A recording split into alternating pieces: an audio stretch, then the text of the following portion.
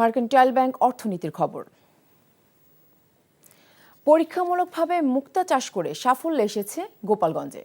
Design ও মানভেদে সারা বিশ্বেই এসব মুক্তার বেশ চাহিদা রয়েছে। ফলে জেলার অর্থনীতিকে সমৃদ্ধ করতে মুক্তা চাষ সম্ভাবনার নতুন দ্বার উন্মোচন করেছে। সার্বিক সহযোগিতা পেলে এ খাত থেকে বিপুল পরিমাণ অর্থ আয় করা সম্ভব বলছে জেলা প্রশাসন। গোপালগঞ্জ থেকে মাহবুব হোসেন সারমাতের পাঠানো রিপোর্ট। দেশীয় প্রজাতির মাছ ও শামুক সংরক্ষণ প্রকল্পের আওতায় ২০২৪ সালের সেপ্টেম্বরে কোটালীপাড়া উপজেলার ৬টি পুকুরে পরীক্ষামূলকভাবে ৭,৮০০ ঝিনুকে নিউক্লিয়াস পদ্ধতিতে টিস্যু প্রতিস্থাপন করে মুক্তা চাষ শুরু করা হয়। ১০ মাস পর এসব ঝিনুক থেকে প্রায় ১৭,৪০০ মুক্তা আহরণ করা হয়।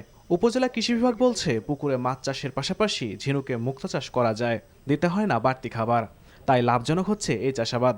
তবে বাজারে প্রচলিত মুক্তার আকার থেকে এগুলো অনেকটাই ভিন্ন। মুক্তা চাষ সহজলভ্য হওয়ায় এই চাষে আগ্রহ বাড়ছে স্থানীয়দের। মাছের সাথে সাথে ঝিনুক চাষ করা যায়, মাছের খাবার দেওয়া লাগে, ঝিনুকের জন্য কোনো বাড়তি খাবার দেওয়া লাগে না। চাষ দেখা পরে ওইগুলা থেকে অলংকার কিভাবে তৈরি হয় সেটা শেখার জন্য আমি প্রশিক্ষণের জন্য যাচ্ছি। গহনা তৈরির যেগুলো পদ্ধতি আছে ওগুলো আমি জানতে চাই এবং ভবিষ্যতে এটা নিয়ে অনেক ভালো কিছু করতে চাই। ঝিনুকে মুক্তা চাষ সম্প্রসারণে প্রশিক্ষণ দেওয়া হচ্ছে বলে জানিয়েছে উপজেলা মৎস্য বিভাগ। আর এই চাষে সার্বিক সহযোগিতার আশ্বাস জেলা প্রশাসনের।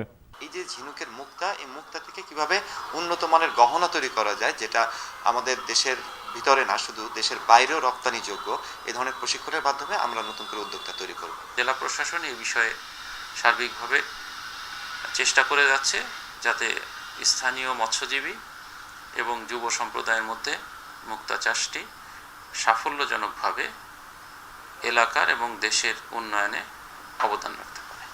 মুক্তা চাষ করে আর্থসামাজিকভাবে স্বাবলম্বী হবেন চাষিরা, এমনটাই প্রত্যাশা সংশ্লিষ্টদের। NTV news desk.